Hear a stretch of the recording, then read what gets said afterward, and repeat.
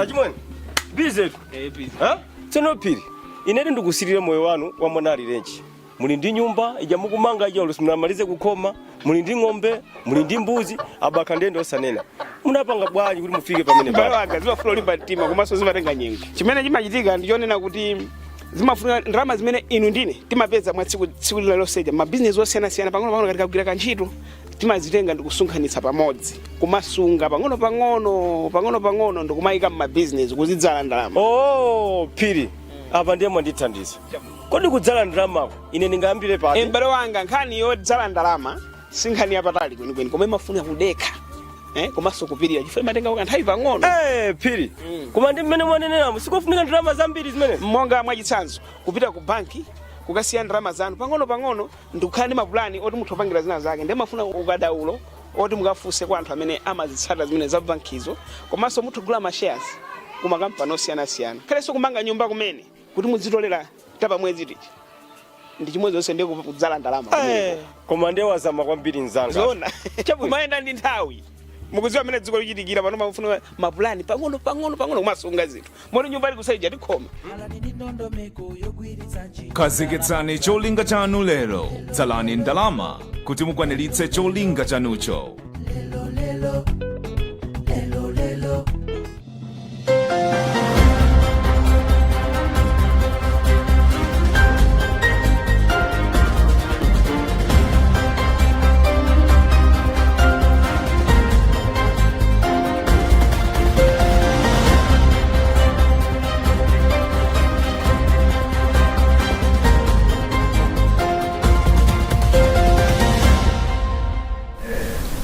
Hello and thank you for joining us right here on Luntha Television. It's time for news and you're with me, Fales Chizombe. First, the headlines. Pope Francis releases new book Christmas at the Nativity. Court grants bail to former President Security Aide Chisale. Vendors crash with police Branta City Council officials. And in other news, Samaria floods kill 50 people as 700,000 became homeless.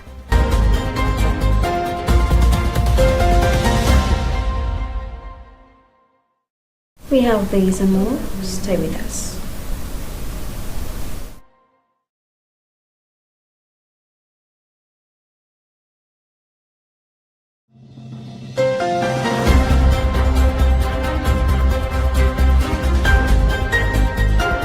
Pope Francis has penned the introduction for his new book entitled Christmas at the Nativity, which features various texts by the Pope on the Nativity scene. It has been released in English, Italian, French, and Portuguese. The Italian version of the book by Pope Francis was released on Tuesday, 21st November, entitled Christmas at the Nativity. The book was released in English on the 1st of November by publishing house Fakoro, a New City Place. Charlie Chilanga leading a Vatican news report. The text contains a previously unpublished introduction by Pope Francis and a series of texts, reflections, speeches and homilies that the Pope has dedicated to the nativity scene and the characters that populate it. Written with his beloved down-to-earth style, Pope Francis tells the story of Christmas through the lens of the different characters of nativity scene. This book in English for the first time is destined to be a perennial Christmas classic. The Pope says nativity scene is like a living gospel rising up from the page of sacred scripture. The Holy Father further says as we contemplate the Christmas story, we are invited to set out on a spiritual journey drawn by the humility of the God who became man in order to encounter every man and woman. He went on to say that so great is his love for us that he became one of us, so that we in turn might become one with him. On the 800th anniversary of St. Francis' original nativity, Pope Francis gives to the world this sterling call to come to the manger and encounter Christ anew.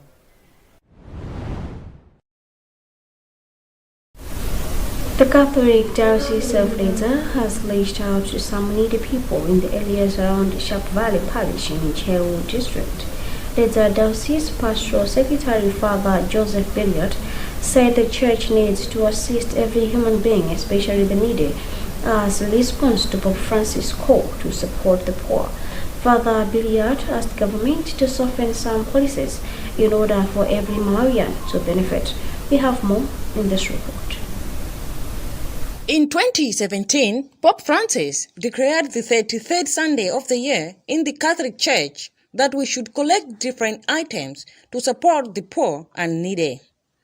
This year, the diocese collected different items, and Sharp Valley Parish was the parish that was chosen for the distribution. Father Billiard said the Catholic Church will always be there for the poor and the needy, since they are sons and daughters of God. He asked the government to soften some policies, especially in time like devaluation, so that the poor and the needy are not hit hard. As a diocese, our message that for those people who are facing this crisis, we are saying that our message to encourage them we are praying for them. We are also encouraging, we are also trying to ask those people who can manage to assist them, but mostly we are with them in prayers, but not only in prayers, but we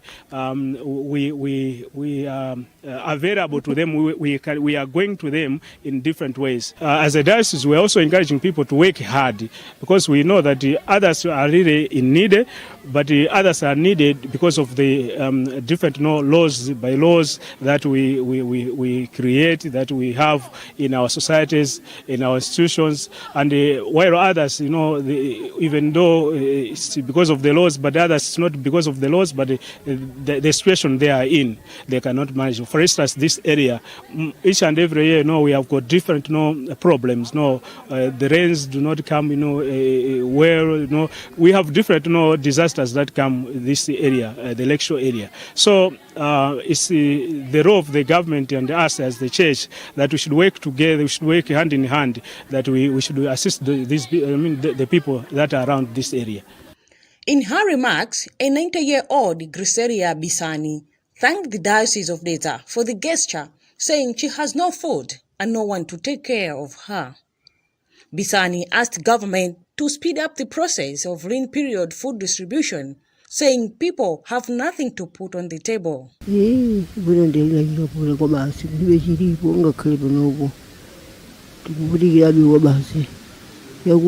very thankful to the diocese for the support, and let ask government to speed out the process of lean period food distribution. Every year, there's a diocese through the Office of Pastoral Secretary and Cadecom choose one parish to distribute food and no-food items collected on Sunday for the poor.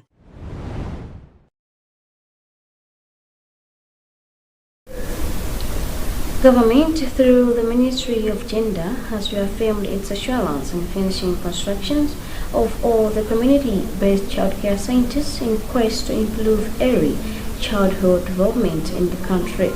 This is contained in a ministerial statement delivered in the August House by Minister of Gender, Jean Sandeza, on Tuesday. Sandeza said government is in talks with development partners to help in the construction of the CBCCC and allocation of allowances for caregivers in the country's early childhood development centers. Jacqueline Saidi has more in this report. The Tuesday's Parliament session resumed with questions to ministers for all reprise. Gender Minister Jean Sandeza was among the ministers that were taken to task on their conduct as government portfolios. Chiladzulu South lawmaker Joseph Manamveka asked the Minister of Gender as to where government stands on the issue of paying caregivers who work in community-based childcare centers. In response, the minister assured the House of government's commitment in improving early childhood development. Sandeza said her ministry is in serious talks with the Ministry of Finance on the matter. You remember yesterday, as the minister was presenting the media budget, he did mention of the increase in the maybe salaries for across the board, but very minimal. So I know that all those that are already on this list of the beneficiaries to receive the salaries, they will be on the on the list to be included to increase their salaries. Government promised to set aside a 15,000 kwacha per month allowance some 2 years ago for caregivers. Sendeza has since told the members of parliament that some 2,000 caregivers were taken on board to start receiving allowances, and that government, through the Ministry of Finance, is still considering how best to bring on board the rest of the caregivers in the difficult environment of resource constraints. For Luntha Television News, this is Jacqueline Saidi.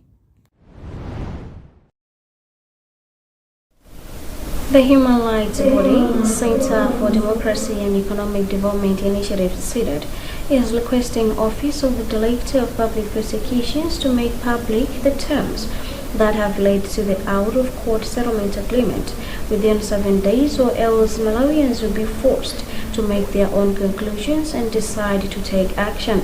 In a letter addressed to DPP Masako Mshankagala and copied to Minister of Finance, CEDAD Executive Director Sylvester Namiwa is seeking clarity on how the department in the Ministry of Justice arrived at a decision to announce withdrawing the 16.5 billion Malawi kwacha tax evasion case involving Mapeto David Whitehead and the Malawi Living Authority that led to the arrest of 3 of the company's directors and some MRA officials in 2021. We have a report by Helbert Katanda. Director of Public Prosecutions Masako Mshankagala made the state's intentions known in a letter dated October 17, 2023 to the Registrar of the High Court of Malawi and Malawi Supreme Court of Appeal. The notice seeks an out-of-court settlement in a 16.5 billion kwacha tax evasion case involving Mapeto David White and Sons, executives, and others 2 years after taking the matter to court. However, in an interview on Monday, CEDAD Executive Director Sylvester Namiwa said Malawians deserve to know the terms which the two parties have agreed to have the matter settled outside the court. As we are talking, there is a notice from the Office of the Director of Public Prosecutions notifying the High Court the intention to withdraw the 16.5 billion tax evasion case involving Mapeto David Whitehead. They want that matter to be withdrawn from the court, and it should be sorted out of court. The clarity from DPP is sought after CEDAD also wrote the MRA on October 12, 2023 over the same. The DPP is yet to respond on our query regarding his decision to opt for out-of-court settlement despite a tax evasion case falling under criminal category. On Friday, after both parties appeared in the judge's chamber, Mshankagala and one of the lawyers representing the accused person, court has since adjourned the case to December 18, 2023, when the DPP is expected to formally file a notice of discontinuance of the case.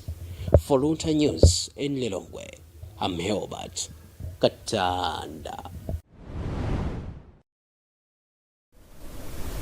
You are still watching news on Luntha Television. Stay tuned for more after this break.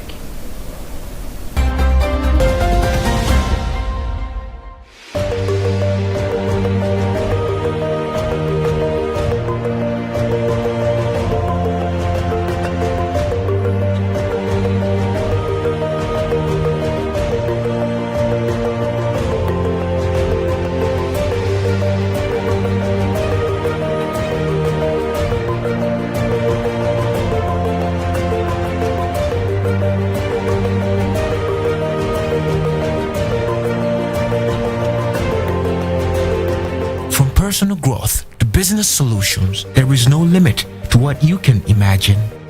It's time to reimagine banking. Centenary Bank, our bank.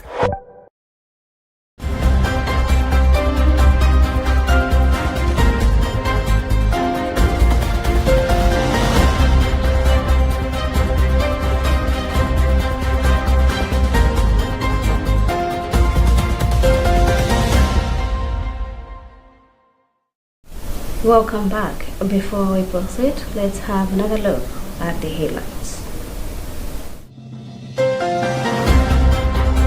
Pope Francis releases new book Christmas at the Nativity.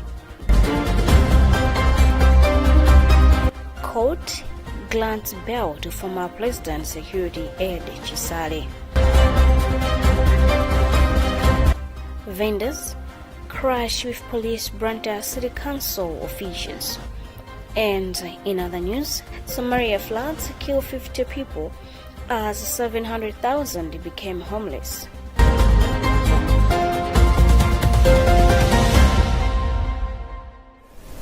Moving forward, President Dr. Lazarus Chakwera has today received letters of credence from the 10 non-residential diplomatic envoys from several countries that have democratic ties and share mutual interest with Malawi. The ceremony has taken place at Council Paris in Lilongwe earlier today.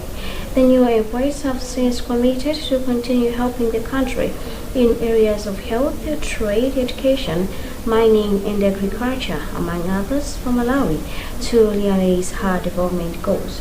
Brad Manza has more in this report. Diplomatic envoys that have presented their letters are from the Republic of Angola, Canada, the Republic of Cuba, Cyprus, France, Hungary, Korea, Serbia, Sierra Leone, and the Republic of Uganda.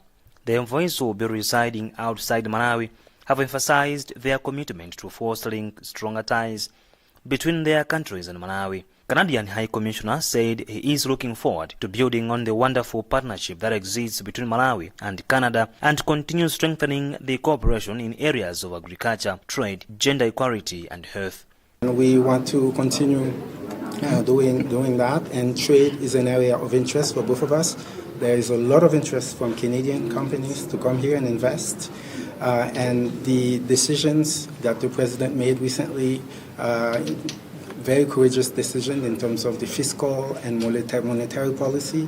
Hopefully this will help with the macroeconomic environment so capital inflows can come. On her part, Her Excellency Aminata Isatu Bundu, High Commissioner Designate of the Republic of Sierra Leone, said she will utilize the cooperation to help Malawi boost the mining sector that is key in improving the country's economy. Malawi's mining of rutile, seen as Sierra Leone has rutile and we've mined rutile for a number of years, is sharing our experiences with Malawi and, in areas where we've mined, and also just sharing experiences really so that Malawi doesn't necessarily have to make mistakes that we might have made in the past.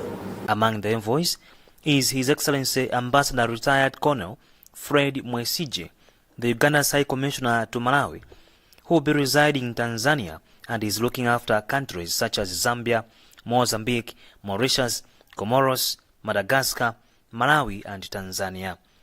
Meanwhile, writing on his Facebook page, President Dr. Lazarus Chakwera says he looks forward to fruitful working partnerships with these envoys as they seek to navigate the many mutual opportunities in education, health, infrastructure development, agriculture, mining, tourism, and climate change. This is Bernard Manza for Luntha News in Lilongwe.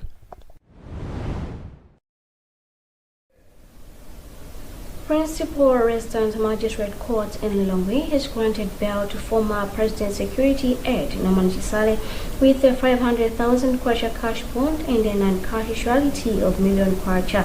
Principal Resident Magistrate Roderick Michongwe has further imposed that Chisale should not conduct any media interviews until the case is concluded and that he should manage his anger. Chisale was arrested 10 days after airing of his interview with Zodiac Television and was charged with 4 counts, which include the use of insulting language to Minister of Justice, Titus Simvalo. We have more in this report by Robert Edward. Now, on the part of the state, it is the status of their readiness for the food trial, which the area indicated that it will start on Thursday as directed by the court.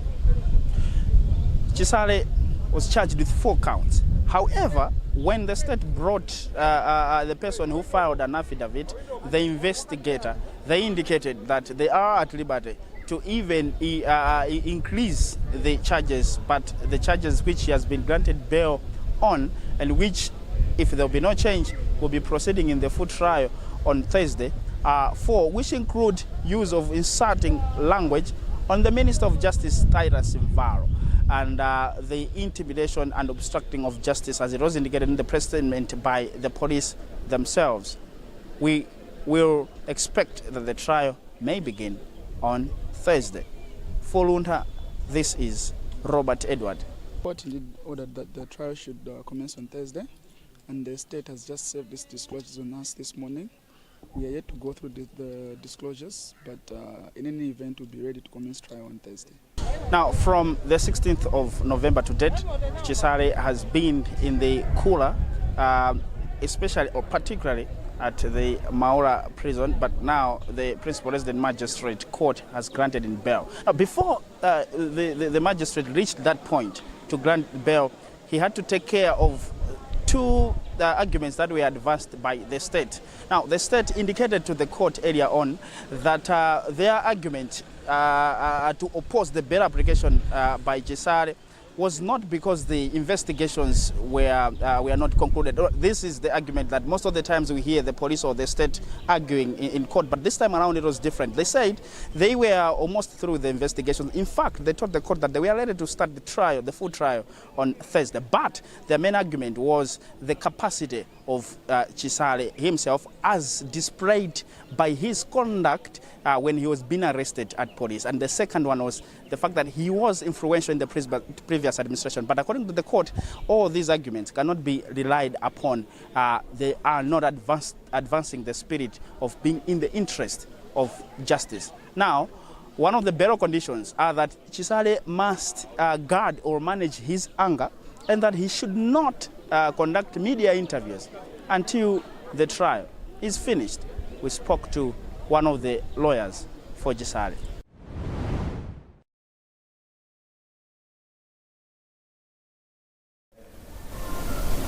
Limbe Market was turned into a conflict zone on Tuesday afternoon as vendors exchanged blows with Luntha City Council officials before going into the streets to protest against the city snatching various items from the vendors who were trading items along Limbe roads and outside shops. The council argued that the practice were illegal, but the idea did not go down well with the vendors, who later started fighting with the officials, hurling stones at their vehicles and burning tires in the streets. We have more in this report. At a certain point, people sustained injuries in a fracas that saw the Luntha City Council vehicle being mercilessly smashed. One of the vendors we spoke to, on the conditions of anonymity, said the chaos originated from Limbe main market, where officials initially went to snatch the vendors' merchandise. Mpungwe ndichona kuti ife tikakhala pasi kuti takukhala pasi sitikupanga business apolisi akumatimenya kutimenya mmene kwapangisa apolisi apo mmene kwapangisa anthu nkwiye uno tayi nanga taona ife takukhala pasi sitikupanga business apolisi osabwera kumatimenya kuti chifukwa chani chifukwa anthu anakwiya nazo ndikunyamuka apapa ndikupita mwakapanga matemo mu venda mmodzi mwa anthu akapenga and ifeyo tangoona udabwa kuti ponopo 2 weeks apolisi ndi asite akuti khalira mu street munomo kuyambira kapenga mpaka na komwe kwa ukhai nde ife panopo kwa ifeyo tingane kuti ndikudandaula polenga ndi mmene zinthu zikuyendera malayi munomo ndalama tilibe business sikuyenda ndi apa pesa kuti apolisi akuti pesa ife business nde ifeyo kwathu ndipempha kuno kuti ifeyo atipase mpata. Efforts to get on the record, members of the city council proved futile as their phones went unanswered by the time we went to press. In an interview, Limbe Police Public Relations Officer Aubrey Singanyama said the urgency is establishing to find the root of the uncertainty. Malawi government and city council are planning to remove all the vendors who sell their items in illegal places in towns such as Limbe, Blantyre, Zomba, Lilongwe, and Mzuzu in quest to force them to operate in designated places. And in other news, the death toll from flash flooding caused by torrential rains in Somalia has risen to 50, with nearly 700,000 people driven from their homes, according to a government official. With more heavy rains starting on Tuesday, the plight of people in the country is expected to worsen. Chalida Shilanga reading a BBC report. The Horn of Africa region is experiencing heavy downpours and floods linked to the El Nino weather phenomenon, killing thousands of people and causing large-scale displacement, including in Somalia, where the rains have destroyed bridges and inundated residential areas. The floods and extreme rains have resulted in catastrophic consequences for hundreds of thousands who have lost their homes and properties or their animals and crops, the International Rescue Committee said in a statement on Monday, adding that more than 1.7 million people are in urgent need. NGO World Vision said the current floods have destroyed homes, schools and roads, leaving children without basic needs such as shelter, food and drinking water. On Saturday, the United Nations Humanitarian Agency OCHA said the number of people displaced by heavy rains and floods in Somalia has nearly doubled in 1 week. British Charity Save the Children Thursday said more than 100 people, including 16 children, had died and hundreds of thousands were forced from their homes in Kenya, Somalia and Ethiopia due to flash flooding. The Horn of Africa is one of the regions most vulnerable to climate change, and extreme weather events are occurring with increased frequency and intensity. The region is emerging from the worst drought in 4 decades after multiple failed rainy seasons that left millions of people in need and devastated crops and livestock. Humanitarian groups have warned that the situation is only likely to worsen and called for urgent global intervention, as El Nino is expected to last until at least April 2024. That also concludes our news bulletin today. Before we go, another look at the headlines. Pope Francis releases new book Christmas at the Nativity. Court grants bail to former President Security aide Chisale. Vendors crash with police Branta City Council officials. And in other news, Somalia floods kill 50 people as 700,000 became homeless.